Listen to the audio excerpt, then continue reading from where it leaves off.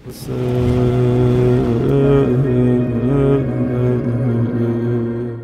حول ولا قوة إلا بالله العلي العظيم. أعوذ بالله من الشيطان الرجيم. بسم الله الرحمن الرحيم. الحمد لله رب العالمين بارئ الخلائق أجمعين باعث الأنبياء والمرسلين، والصلاة والسلام والتحية والإكرام على البشير النذير السراج المنير سيدنا ونبينا وشفيعنا إن شاء الله أبي القاسم محمد.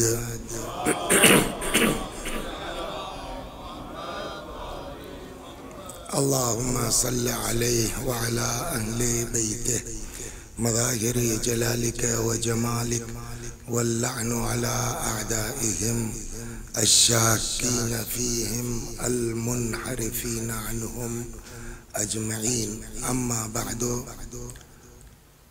فقد قال الله تبارك وتعالى وقوله الحق: أعوذ بالله من الشيطان الرجيم. بسم الله الرحمن الرحيم.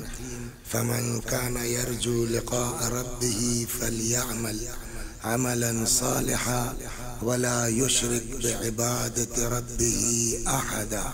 صلوات بر محمد وآل محمد.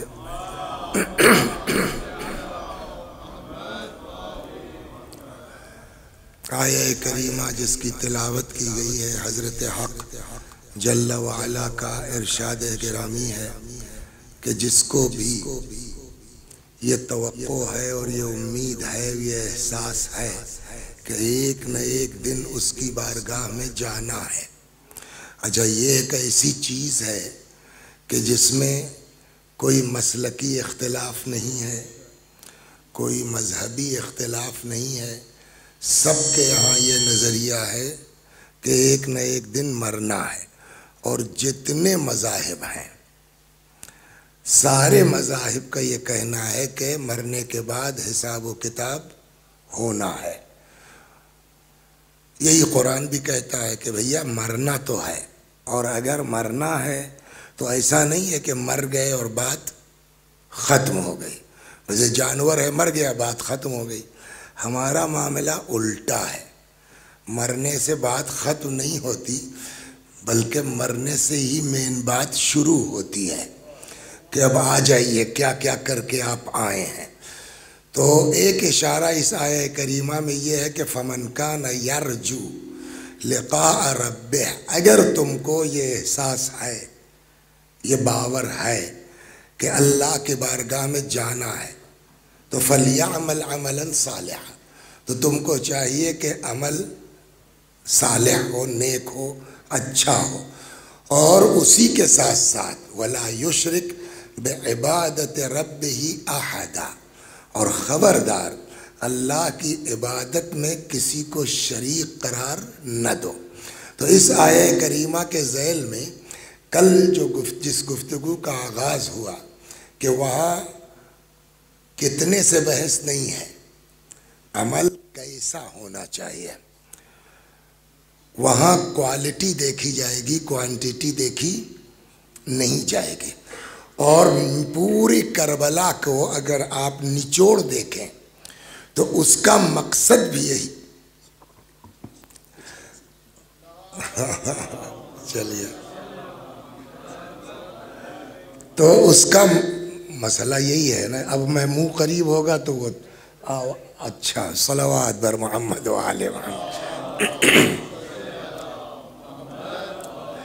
اور جب آپ کربلا پر نگاہ ڈالیے گا تو کربلا میں بھی خلاصہ یہی ہے کہ عمل تمہارا اللہ کے لیے ہونا چاہیے۔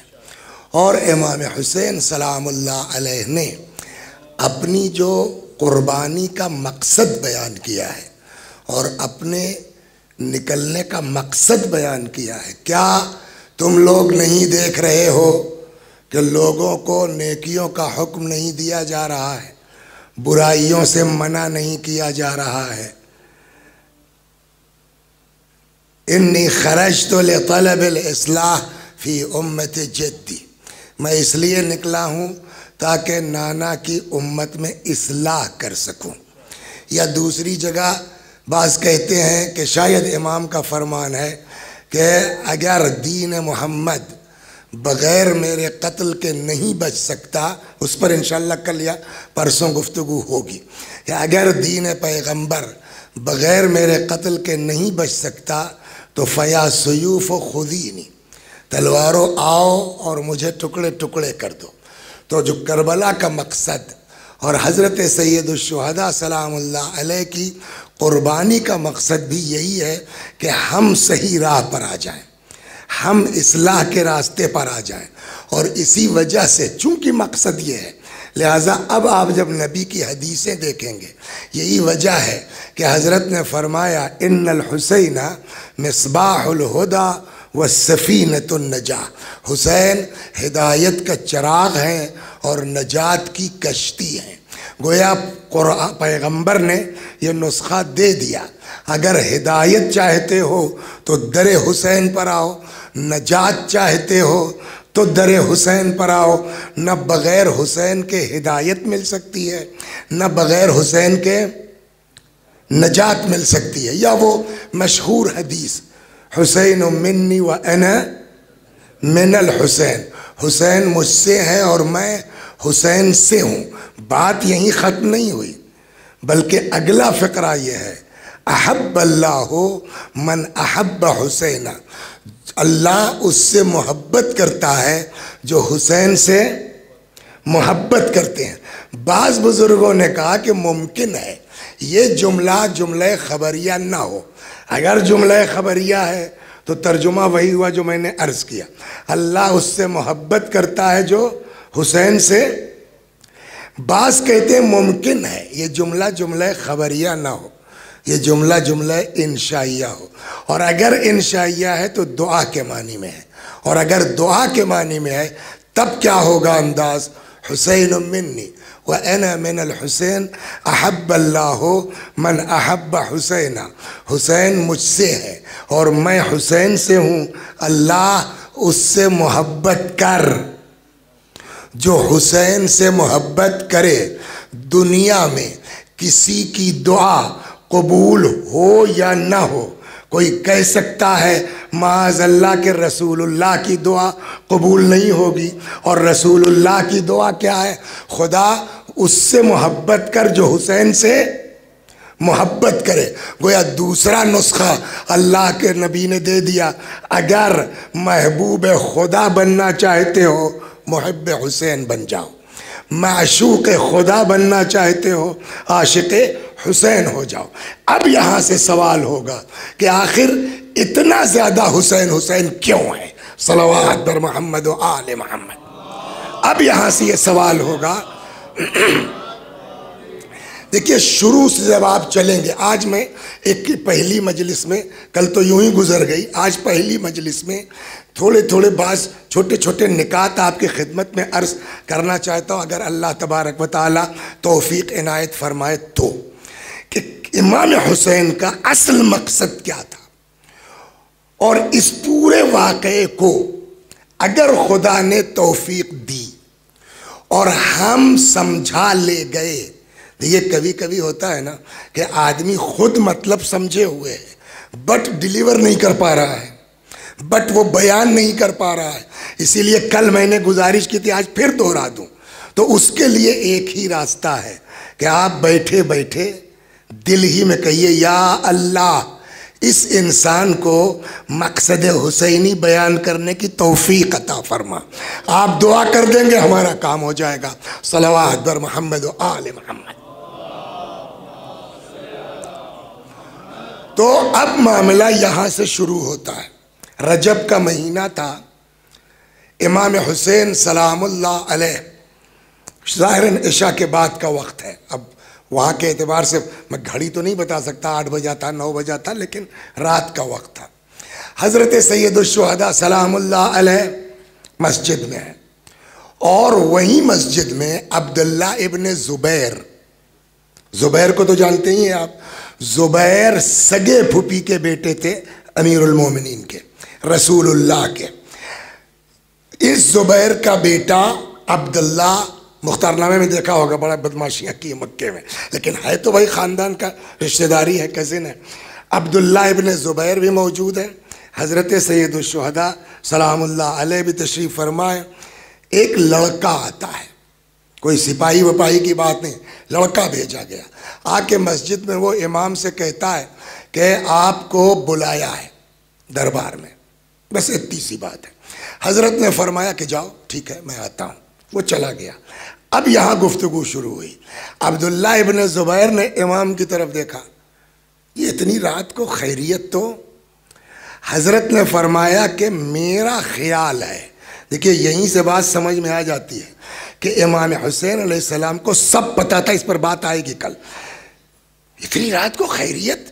حضرت نے کہا کہ انی اظن، میرا خیال یہ ہے کہ وہ مر گیا ہے۔ کون؟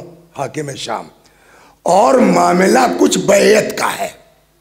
اور ایک جملہ رک کے کہہ دوں، اگر میں واقعی جو عرض کرنا چاہتا ہوں عرض کر لے گیا نا، تو آپ دیکھیں گے پوری شیعی سماج جو ہے، پورا تشیع کا جو سیاسی ڈھانچہ ہے، وہ یہیں سے ڈیسائیڈ ہوتا ہے کہ ایک شیعی سماج کی سیاست کیا ہونی چاہیے آج کے دور میں بھی۔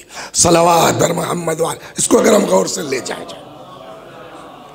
تو حضرت نے کہا کہ میرے خیال میں مر گیا ہے، اور اس وقت جو ہم کو بلایا جا رہا ہے وہ بیعت کا میٹر ہے، تو کیا خیال ہے؟ امام نے فرمایا خیال کیا، میں جاؤں گا۔ عبداللہ ابن زبیر نے کہا میں تو نہیں جاؤں گا۔ تو حضرت نے فرمایا کہ وہ تمہارا میٹر ہے، تم جاؤ نہ جاؤ، لیکن میں جاؤں گا۔ اب یہاں سے سوال ہوتا ہے، کیا آپ بتائیے، کیا امام حسین علیہ السلام کو ولید کے بلانے پر جانا چاہیے تھا؟ سوال یہ ہے۔ آپ مومن ہیں، حسینی ہیں، شیعہ ہیں، مجلسیں سنتے رہتے ہیں، آپ کا کیا خیال ہوتا ہے؟ آپ اگر حضرت کی جگہ ہوتے اور اس طرح بلایا جاتا، آپ جاتے؟ اچھا اور کلیئر کر دو، ایک صلوات پڑھیے محمد، اور کلیئر کر دو، آپ کہاں کے رہنے والے ہیں سر؟ کشمیر کے۔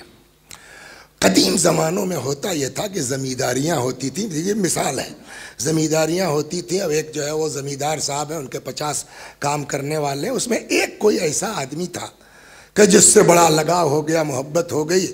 ایک دن اس کو بلایا، بھئی یہاں آؤ، جی تمہارا لڑکا کہاں پڑھتا ہے؟ ارے صاحب ہم کہاں فیس جمع کر پائیں گے، ہم کہاں پڑھا پائیں گے۔ کہا نہیں لڑکا تیز ہے، پڑھاؤ اس کو۔ کہا صاحب میری اوقات نے۔ کہا اچھا جاؤ میں فون کر دیتا ہوں، فلاں اسکول میں ایڈمیشن کرا دو، ساری فیس میں دوں گا۔ وہ سب پڑھا دیا انہوں نے۔ اب وہ اتنا بھی نہیں کہ انجینئر ڈاکٹر بنا دیتے، سمپلی گریجویشن کرا دیا، پی جی کرا دیا اپنا اسے ہی عام سبجیکٹ سے۔ نتیجہ اس کا یہ ہوا کہ لڑکا تیز تھا، اس نے تھوڑا محنت کی۔ ہمارے انڈیا میں کہتے ہیں جو ہے وہ Indian civil services, I S یا آئی پی ایس جو ہے وہ، تو اس نے محنت کی، اس میں سول سروس میں آ گیا۔ وہ معلوم ہوا صاحب کس ضلع کا کیا نام ہے آپ کے؟ وہ تو علاقہ ہوا نا، تو صاحب وہ انہی کے یہاں وہ بحیثیت ایس پی کے اس کی پوسٹنگ ہو گئی۔ آج وہ لڑکا جو ایس پی ہوا ہے، سپرنٹینڈنٹ پولیس ہوا ہے، وہ کس کی وجہ سے ہوا ہے؟ بولیے، ان کی وجہ سے نا۔ تو ان کے اندر کیا ہوگا کہ بھئی یہ بھی کہیں ٹریکٹر چلا رہا ہوتا، کہیں کھیتوں کی جتائی کر رہا ہوتا، ہماری وجہ سے اس منزل پر پہنچا ہے، تو اندر کیا ہوگا آپ کے کہ آنا تو چاہیے، جوائن کرنے کے بعد ایک دن شکریہ ادا کرنے تو آنا چاہیے۔ یہ ایک فطری بات ہے کہ نہیں ہے؟ یہ مہینوں انتظار کرتے رہے صاحب، ایک مہینے کے بعد وہ جیپ ہوتی ہے، پہلے ہوا کرتی تھی آفیسرز کے لیے، وہ آ کے جیپ رکی، کیا نام آپ بتایا تھا آپ نے؟ خرم صاحب کون ہے؟ بولو۔ کہا آپ کو ایس پی صاحب نے بلایا۔ کون ایس پی صاحب؟ فلاں صاحب۔ آپ کو اچھا لگے گا کہ برا لگے گا؟ یہ بلائیے، صحیح بتائیے گا۔ وہ مجھ کو بلائے گا، میری وجہ سے جو کچھ ہے آج ہے، بجائے اس کے کہ وہ آتا شکریہ ادا کرتا، مجھے بلا رہا ہے، بھاگو یہاں سے۔ یہ ہوتا کہ نہ ہوتا، انصاف سے بتائیے آپ۔ یہ خرم صاحب ایک لڑکے کی 4 سال فیس جمع کر دیں تو ان کے اندر خواہش یہ ہے کہ پورے خاندان کو آ کے میرا شکریہ ادا کرنا چاہیے۔ ان عربوں کا حال کیا تھا؟ بولیے۔ یہ کعبے کا طواف ہوتا تھا، ننگے کرتے تھے، خانہ خدا کا طواف ننگے کرتے تھے، بت رکھے ہوئے تھے، جانور چرانا کام تھا۔ ان کو باقاعدہ مہذب کس نے بنایا؟ بولیے، رسول اللہ نے، نبی پاک نے، اور پیغمبر نے بہت اذیتیں اٹھائیں، ایسا نہیں ہے۔ ان کو مہذب بنانے کے لیے رسول اللہ نے، اللہ اکبر، اتنی تکلیفیں اٹھائی ہیں، حتیٰ صلوات بر، میں ایک روایت سناتا ہوں میں آپ کو، اتنی اذیتیں۔ فرشتوں کے نام تو آپ جانتے ہیں، جبرائیل، میکائیل، اسرافیل۔ ایک فرشتہ ہے جس کا نام ہے جابیل۔ جابیل نام سے سمجھ جائیں گے یہ بنا ہے جبل سے، یعنی اس کا مطلب اس کی ڈیوٹی کہاں ہے؟ پہاڑوں کا فرشتہ ہے۔ روایت کہتی ہے اوحی اللہ تعالی الی جابیل، اللہ نے جابیل پر وحی نازل کی، فرمایا جابیل نکلو پہاڑ سے، وانتہی الی امر محمد، اور دیکھو رسول اللہ کا میٹر سالو کرو، یہ سب بہت پریشان کر رہے ہیں۔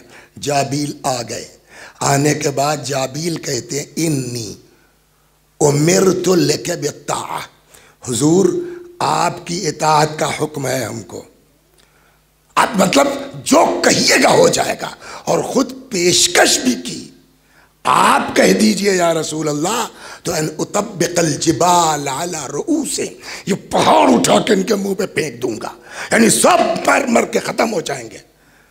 اس وقت جانتے ہیں حضرت کا جواب کیا تھا؟ انی بعثت رحمتن، جابیل اللہ نے مجھ کو رحمت بنا کے بھیجا ہے، اس کا کیا مطلب ہے کہ میں پہاڑ اٹھا کے پھینک دوں؟ پھر دست مبارک بلند فرمایا، فرماتے ہیں پالنے والے یہ مجھے پہچانتے نہیں، ان کو ہماری معرفت عطا کر۔ اتنے اختیار کے باوجود ان کو مہذب بنانے کے لیے، ابھی میں قصے سنانا شروع کروں صحابہ کرام نے کیا کیا اذیتیں برداشت کی ہیں، تب یہ دین اس منزل پر پہنچا۔ بھی وہ موضوع چینج ہو جائے گا۔ وہ پیغمبر جتنے اتنی اذیت اٹھائی ہے ان کو مہذب بنانے کے لیے۔ اچھا ایک بات، دو، کسی بھی مشن کو آگے بڑھانے کے لیے پیسوں کی سخت ضرورت ہے۔ آپ چاہے جتنے مخلص ہوں، سمجھے آپ چاہے جتنا بڑھیا کام کرنا چاہتے ہوں، لیکن آپ کے پاس اگر پیسے ہی نہیں ہوں گے تو پیغمبر کی تو ساری زحمتیں ہیں، بٹ کیا پیغمبر کے پاس پیسہ تھا؟ اس مشن کو آگے بڑھانے کے لیے پیسہ کس کا لگا؟ زور سے، ہاں یہ مجلس نہیں، ڈسکشن ہے، مجلس تو سن چکے ہیں۔ تو پیسہ کس کا لگا؟ خدیجہ کا۔ خالی پیسے سے بھی کام نہیں چلتا۔ دیکھیے شرافت بہت اچھی چیز ہے، لیکن کبھی کبھی جو ہے وہ تلوار چلانا بھی ضروری ہو جاتا ہے۔ آپ غور کر رہے ہیں؟ آپ صبر کی بھی ایک انتہا ہوتی ہے۔ تو اب تلوار کس کی کام آئی؟ امیر المومنین۔ اب پلٹ کے آئی ہے۔ اس دین میں اصل کون ہے؟ رسول اللہ۔ تو رسول اللہ کون ہے؟ اب یہاں سے چلیے نا، حسین علیہ السلام کے نانا۔ پیسہ کس کا لگا؟ حسین سلام اللہ علیہ کی نانی۔ طاقت و قوت کس کی کام آئی؟ حسین سلام اللہ علیہ کے باپ۔ تو یہ پورا دین اس وقت جو ہے وہ بیس کر رہا ہے کس کے اوپر؟ حسین کے نانا، حسین کی نانی، حسین کے باپ۔ اور پھر آگے جائیے گا تو اور بھی بات بڑھے گی، لیکن بہت بڑھانا نہیں چاہتا کہ خود پیغمبر کو کس نے بچایا؟ حسین کے دادا۔ تو یہ پورا دین بیس کر رہا ہے ان چار شخصیتوں پر نا۔ یہ کون ہے؟ حسین کے نانا، حسین کی نانی، حسین کے دادا، حسین کے باپ۔ اب یہ لوگ اس زمین سے اٹھ کر کے باقاعدہ مہذب ہو گئے، ایک حکومت بن گئی، سرکار بن گئی. اس میں پورا رول کس کا؟ امام حسین کے بزرگوں کا نا. تو ساری زندگی ان لوگوں کو شکر گزار ہونا چاہیے تھا، نہیں ہونا چاہیے؟ بجائے اس کے کہ شکریہ ادا کرتے، رات میں آ کر کے ایک لونڈا اسی رسول اللہ کے نواسے کو، اسی خدیجہ کے نواسے کو، علی کے پوتے کو، امیر علی کے بیٹے کو، ابو طالب کے، آپ کو بلایا ہے. اب بتائیے امام حسین علیہ السلام کو جانا چاہیے تھا کہ نہیں؟ بولیے. نہیں نا. عقل یہ کہتی ہے. ہم بھی پوچھیں گے مولا ہماری سمجھ میں نہیں آتا. ہنگامہ ہوا، مالک اشتر وغیرہ کچھ پبلک آ گئی، ان کا صاحب یہ کیا طریقہ ہے؟ تو کبھی کبھی ایسے حالات ہوتے ہیں کہ چاہتے ہوئے بھی حکومت ساتھ نہیں دے پاتی. تو اس میں یہ طے ہوا کہ بھئی یہ معاملہ زیادہ خراب ہے، اس کو برخاست کرو. تو اس ولید کو کس نے برخاست کیا؟ اسی مروان نے. داماد الملت تھا، اسی مروان نے برخاست کیا. حالات نے پلٹا کھایا، خلیفہ سیم کا بھی قتل ہو گیا. پھر اور بات آ گئی، اب سب پر تسلط شام والوں کا ہے. اس مروان کی کوئی حیثیت نہیں ہے، وہیں مدینے میں ٹہل رہا ہے، کبھی کبھی آتا جاتا ہے کہ بھائی ایک دم مخالف نہ دکھائی دیں. تو اس کو کھنس ولید سے بھی ہے کہ یار جس کو ہم نے برخاست کیا وہ سب کچھ ہے، میں کچھ نہیں ہوں. تو وہ بھی ہے اور امام سے تو دشمنی ہے ہی ہے. کبھی کبھی اس طرح بھی لوگوں کو چانس ملتا ہے کہ مارو، اس کے خلاف گیا تو بڑھیا، ان کے خلاف گیا تو بڑھیا. یہی پوزیشن تھی مروان کی. اس نے کہا مشورہ دو، ولید کے خلاف گیا تو الحمدللہ، حسین کے خلاف گیا تو الحمدللہ. اس نے کہا ولید کیا ہوا، جانے دے رہے ہو؟ کہنے لگا ہاں بات صحیح ہے. جانے دے رہے ہو؟ کہا یار بات تو صحیح ہے. کہا اے ولید سن لے، اگر اس وقت یہ نکل گئے، سنا ہے نا، تو پھر یہ ہاتھ آنے والے نہیں ہیں. لہذا ابھی یا بیعت لے لے یا سر قلم کر دے. کتنی دیر ہوئی مجلس شروع ہوئے کچھ آپ کو اندازہ ہے؟ 8:11 پر شروع کیا، میں نے گھڑی دیکھی تھی، اور اب ہو رہا ہے 8:47. کتنا ہوا؟ 36 منٹ گزر گئے اب تک. 36 منٹ سے میں آپ کو کیا سمجھا رہا ہوں سر؟ ایسے کتنے مواقع آئے جہاں امام سخت جواب دے سکتے تھے، اوائڈ کیا، ٹالو، جانے دو جانے دو. کچھ سمجھے؟ شیعی سیاست کی بنیاد یہ ہے کہ جب تک معاملہ ٹل سکے تب تک ٹالو، لیکن اس کی بھی ایک حد ہے. صلوات بر محمد و آل. ابھی آتا ہوں میں. ٹالتے رہے ٹالتے رہے ٹالتے رہے، لیکن اب اچانک آ کے یہ کہتا ہے مروان ابھی بیعت لے ورنہ سر قلم کر لے. اتنی دیر سے ٹالنے والے امام اگر اس کو بھی ہلکے میں ٹال کے چلے جائیں تو صاحب ذوالفقار کے فرزند پر بزدلی کا الزام آ جائے گا. لہذا وہ امام جو اب تک بات ٹال رہے تھے، جانے دو جانے دو چھوڑو، جیسے ہی اس نے کہا یا بیعت یا قتل، بے امام پلٹے، انداز بدلا. فرماتے سن ایھا الامیر انا اہل بیت النبوہ فموضع الرسالہ فمختلف الملائکہ بنا فتح اللہ و بنا ختم اللہ. اے حاکم ہم اہل بیت نبوت ہیں، ہم رسالت کی کان ہیں، کائنات کی ابتدا ہمارے ذریعے، کائنات کی انتہا ہمارے ذریعے. اور یہ یزید جس کی بیعت کی بات کرتا ہے، پتہ ہے کون ہے؟ رجل فاجر، یا بدکار آدمی، قاتل النفس المحرمہ، بے گناہوں کا قاتل، شارب الخمور، یہ شرابی آدمی. کچھ چھوڑا تھوڑی ہے. سن میری بات مت کر، صرف مثلی لا یبایع مثلہ، میرے جیسا کبھی یزید جیسے کی بیعت نہیں کر سکتا.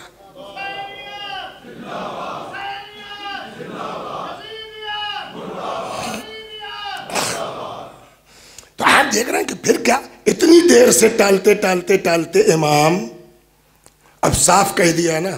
اچھا ہم آپ کو کیا یہ کہتے تو امام کے اوپر ذمہ داری آتی، یہ کہتے تو ٹال رہے تھے نا. اب تو کہہ دیا. کیا تھا اس کا مروان کا کہنا؟ یا بیعت لے لے. تو اب تو کہہ دیا نہیں بیعت نہیں کریں گے. بولو, لے لو, سر قلم کر لو. اس کا مطلب امام پہلے سے جانتے تھے کہ ان کی اوقات نہیں ہے یہاں مدینے میں کچھ کرنے کی. تو مولا جب پتا تھا آپ کو تو پہلے یہ بات کہہ دیتے نا کہ یہی تو تم کو سکھانا چاہتے ہیں کہ جب تک ٹل سکے تب تک ٹالو اگر حسینی ہو. صلوات بر محمد. یہ سیاست کی بنیاد پڑ رہی ہمارے شیعی سماج کی. ایک کی ہمت نہیں پڑی کہ روک لیتا حضرت کو سلام اللہ علیہ اور وہاں سے نکل آئے. اچھا, گھر والوں کو ایسا نہیں پتا. جب 18 آدمیوں کو لے کے آئے ہیں تو اس کا مطلب سب پتا ہے لوگوں کو. اب وہاں کیا سچویشن رہی ہوگی, کیا پوزیشن رہی ہوگی, اتنا ملتا ہے کہ جب پلٹے تو ماں کی طرح چاہنے والی بہن حضرت زینب سلام اللہ علیہا ٹہل رہی ہیں. آئے, کیا ہوا بھیا؟ کہ وہی بیعت تو. فرمایا بیعت تو نہیں کریں گے, پھر ہم مدینہ چھوڑ دیں گے. فخرج منها خائفا يترقب. حضرت نے مدینہ چھوڑ دیا, مدینے سے آ گئے مکہ. پھر سوال ہے, جب مدینہ چھوٹ ہی رہا ہے, جب ماں کی قبر چھوٹ ہی رہی ہے, جب نانا کا مزار چھوٹ ہی رہا ہے, تو مکہ کیا ضروری تھا؟ بصرے چلے جاتے, ہند و سندھ کہیں چلے جاتے, کوفے چلے جاتے, کوفے والے بلا ہی رہے تھے. مکہ کیوں گئے؟ کہ قرآن کہتا وَمَن دَخَلَهُ كَانَ آمِنًا. جو مکے میں داخل ہوا وہ کیا ہے؟ امان میں ہے, وہ محفوظ ہے. اگر امام کا مقصد جنگ ہوتا تو کہیں جاتے, مکہ نہ جاتے. یہ مکہ جا کے بھی قیامت تک کے لیے یہ بتا دیا کہ ظالم کے آگے جھکنا بھی نہیں ہے اور اپنی ذات سے جنگ بھی نہیں شروع کرنا ہے. صلوات بر محمد. یہ دیکھ رہے سیاست آپ کی وہاں سے ڈیسائیڈ ہو رہی ہے. مکے آ گئے, مکے سے یہ خبر چاروں طرف پھیل گئی, امام کوفے بھی پہنچ گئی. سوال یہاں ہے کہ بھئی یہ خبر تو ہر جگہ گئی نا, یہ کوفے والے کیوں پیچھے پڑ گئے؟ آ جائیے آ جائیے. بصرے والوں کو کہنا چاہیے تھا اور علاقے والوں کو کہنا چاہیے تھا. یہ کوفے والے کیوں اتنا اصرار کر رہے ہیں صاحب آ جائیے آ جائیے آ جائیے؟ اس کا جواب بالکل سادہ سا ہے. اصل میں کوفے والوں کو عدالت علی کا مزہ مل چکا ہے. میں 1 منٹ میں, بہت لمبی نہیں لوں گا اس لیے کہ 52 ہو گئے. صلوات بر محمد وآل بقیہ. کل سوال یہ ہے نا کہ آخر کوفے والوں نے کیوں؟ کہ کوفے والوں کا میٹر یہ کہ وہ امام کی حکومت اور ان کی عدالت کا مزہ چکھ چکے ہیں, ان کو پتا ہے. معمولی بات ہو. ایک صاحب تھے آج ہی جج ہوئے, ایز اے جج آج ہی جوائن کیا, ابو الاسود دویلی, بہت کلوز ہیں امام سے. شام کو برخاست کر دیے گئے 1 دن میں. یہ عدالت علی ہے. 1 دن میں بھاگے بھاگے ابو الاسود آ گئے, مولا میں نے 1 دن میں کیا گڑبڑ کر دی ہے کہ 1 دن میں نکال دیا آپ نے؟ حضرت نے کہا مجھ کو خبر ملی ہے کہ تم ملزم سے چیخ کے بات کر رہے تھے. جو آدمی جذباتی ہو جائے گا وہ عدالت کی بنیاد پر فیصلہ نہیں کر سکتا ہے. یہ ہے حکومت عامیہ. ایک گورنر تھے بصرے کے, نہج البلاغہ میں حضرت کا پورا خط موجود ہے, وقت نہیں ہے, 2 منٹ. عثمان ابن حنیف گورنر ہیں امیر المومنین کے. اچھا جب آفیسر جاتے ہیں تو لوکل لوگ دعوت وعوت تو کرتے ہی ہیں. شاید اس طرح کچھ چکر رہا, کسی جو ہے وہ بڑے آدمی نے ان کی دعوت کر دی. یعنی کتنی تیز تھی امام کی انٹیلیجنس, یہ دیکھنے کی بات ہے نا. چلیے یہ تو کوفے کی بات. بصرہ اطلاع آئی کہ صاحب آپ کے گورنر دعوت میں گیا. امام نے فوراً خط لکھا, عثمان ہم نے سنا ہے تم ایسی دعوت میں گئے ہو جس میں مالداروں کو بلایا گیا ہے اور فقیروں کو جو ہے وہ دھتکار دیا گیا ہے. ہر شخص کا ایک امام ہوتا ہے, تمہارے امام کا عالم یہ ہے کہ وہ ایک روٹی اور ایک جوڑے کپڑے پر، دو روٹی اور دو کپڑے پر اکتفا کرتے ہیں. ولیکن لا تقدرون علی ذلک، عثمان تم نہیں کر پاؤ گے، تم نہیں چل پاؤ گے، بٹ تم علی کے گورنر ہو. ولیکن اعینونی بورع واجتہاد، علی کی مدد کرو تقوی کے ذریعے سے، وعفت وسداد، پاک دامنی کے ذریعے سے، تاکہ لوگ کہیں کہ یہ علی کا گورنر ہے. تو یہ ساری چیزیں کوفے والے دیکھ چکے تھے، لہذا انہوں نے سوچا بڑھیا موقع ہے، علی تو ہمارے بیچ ہیں نہیں، امام حسین کو بلا لو، اگر یہ بن جائے سرکار تو سبحان اللہ، پھر وہی دن پلٹ آئیں گے. شاید اس وجہ سے ان لوگوں نے خطوط لکھے، نیئر اباؤٹ 12,000 خط آئے، کسی کا جواب امام نے نہیں دیا. کل اس پر بات ہوگی. روایت کہتی ہے رد الکتابت واجب کرد السلام، خط کا جواب بھی اسی طرح واجب ہے جیسے سلام کا. 12,000 خط، امام حسین ایک کا جواب نہیں دے رہے ہیں سلام اللہ علیہ. یہ سوچنے والی بات ہے، انشاءاللہ کل. اب ایک وقت وہ آیا، تیزی کے ساتھ گزر جائے، ایک وقت وہ آیا کہ امام مکے سے بھی نکل پڑے، مجبوراً، جان بوجھ کے نہیں نکلے ہیں، کل اس پر عرض کروں گا. مجبوراً خود فرمایا کہ میں دیکھ رہا ہوں 40 قاتل حاجیوں کے بھیس میں ٹہل رہے ہیں، تاکہ جہاں موقع ملے مجھے شہید کر دیں. مکہ چھوڑ دیا، مکے سے کربلا کی طرف چل پڑے. راستے میں اب دیکھیے کتنی چیزیں، راستے میں حضرت مسلم کی شہادت کی خبر ملی. بولیے کیا یہ کافی نہیں تھا جنگ کے لیے؟ بولیے. جبکہ روایتوں میں یہاں تک ہے، شاید بعض کہتے ہیں کہ اچھا علی کے داماد بھی تھے، مسلم ابن عقیل ام البنین کے.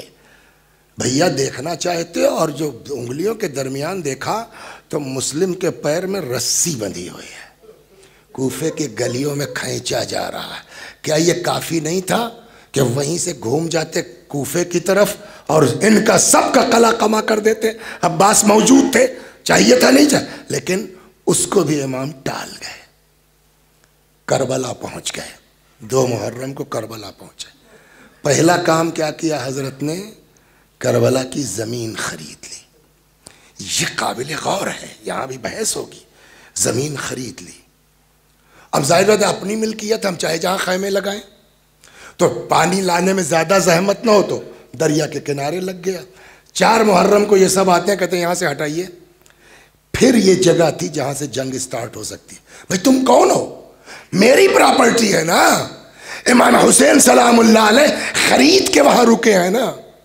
یہ بھی سبب بن سکتا تھا کہ وہیں جنگ شروع ہو جاتی، مگر میرے مولا نے، یا حسین دنیا نے آپ کو پہچانا نہیں مولا، بلکہ ہم لوگوں نے بھی نہیں پہچانا. ہم روتے تو ہیں آپ کی مظلومیت پر، لیکن صحیح معنوں میں میرے مولا ہم لوگوں نے بھی آپ کو نہیں پہچانا. بھیا عباس ہم جنگ کی ابتدا نہیں کر سکتے، خیمے ہٹا لو. وہاں بھی ٹالا کہ نہیں ٹالا. 7 محرم آ گئی. 7 محرم سے کہتے ہیں کہتے آپ شروع ہو گیا ہے نا.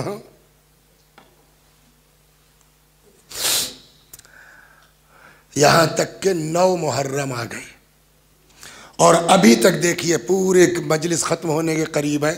امام حسین کتنی جگہیں ایسی آئی ہیں جہاں سے جنگ کا آغاز ہو سکتا تھا، مگر ہر جگہ ٹالتے ٹالتے ٹالتے ٹالتے آپ رجب سے لے کر کے ٹالتے ٹالتے، وہاں سے شروع کریں گے نا آپ مدینے سے، تو رجب سے جنگ ٹالتے ٹالتے 6 مہینہ 9 محرم آ گئی، شب عاشور.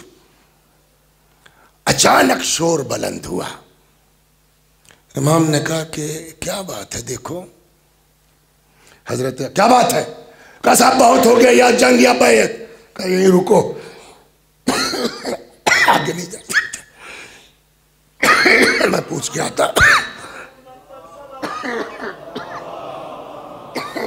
میں پوچھ کے آتا ہوں. آئے، نہیں بس تشریف رکھیے، مت پانی آئے. کیا بات ہے؟ کہ یہ لوگ بس اب فیصلہ چاہتے ہیں کہ یا جنگ ہو جائے یا بیعت. آپ دیکھیے پھر بالکل لاسٹ سٹیج پر امام نے پھر ٹالا. بھائی شب عاشور میرے مولا نے پھر جنگ ٹالی ایک بار. کہ بھیا تم تو جانتے ہو مجھے تلاوت قرآن اور اللہ کی عبادت کا کتنا شوق ہے. ان سے بات کرو، اگر ایک رات ہی صحیح اور ٹال دیں تو میں اللہ کی عبادت کر لوں گا. جا کے بات کی، اس میں بڑی تفصیل ہے. ان کے آپس میں اختلاف ہوا. کچھ لوگ کہتے تھے مہلت دینی چاہیے، کچھ لوگ کہتے تھے نہیں دینی چاہیے. بہرحال اس میں ایک جملہ یہ آتا، کسی نے کہا کہ یار ترک و دیلم کے غلام بھی اگر مہلت مانتے تو ہم دے دیتے، یہ تو نبی کے نواسے. بہرحال ڈیسائیڈ ہوا کہ مہلت دے دی جائے. پھر آخر تک آ کے میرے مولا نے جنگ ڈالی. کاش میرے حسین کی بات دنیا سمجھ جاتی. اب صبح عاشور آ گئی، حسین جیت گئے. ابھی شہید نہیں ہوئے لیکن مولا جیت گئے. مقصد کیا تھا؟ 2 مقصد تھا. بیعت نہیں کریں گے 1، مگر جنگ کا آغاز نہیں کریں گے 2. دونوں مقصد میں امام کامیاب ہو گئے. صبح اس ملعون ابن سعد نے تیر مارا اور خود ہی نے شور مچایا، اے فوج والو گواہ رہنا، کل کو چل کے تم حاکم کے سامنے بیان دینا، گواہی دینا کہ پہلا تیر میں نے چلایا تھا. امام یہی تو چاہ رہے تھے کہ ہم شروع نہیں کریں گے. اور پھر ایک مرتبہ ٹوٹ پڑے. پہلے مرحلے میں صبح عاشورہ روایت کہتی ہے 30 سے 35 لوگ، یعنی آدھا لشکر کہیے نا، کل 72 تو تھے، بچوں کو سب علی اصغر کو ملا کے، یعنی آدھی فوج حضرت کی عاشور کے صبح پہلے حملے میں سب شہید کر دیے گئے. اب کیا بچا بولیے؟ ہے کوئی دنیا میں کہنے والا کہ حسین نے جنگ کا آغاز کیا ہے؟ آج لوگوں کی سمجھ میں نہیں آتا کہ صاحب یہ کیا، یہ حسین سے سیاست بنتی ہے کہ ہم آغاز نہیں کریں گے. یا اللہ، آج محرم کی پہلی تاریخ ہے. پالنے والے ہم سب کو توفیق عطا فرما کہ خالی ممبر سے بیان نہ کریں، حسین کی سیرت پر چلنے کی توفیق عنایت فرما، حسین کی راہ پر چلنے کی توفیق عنایت فرما.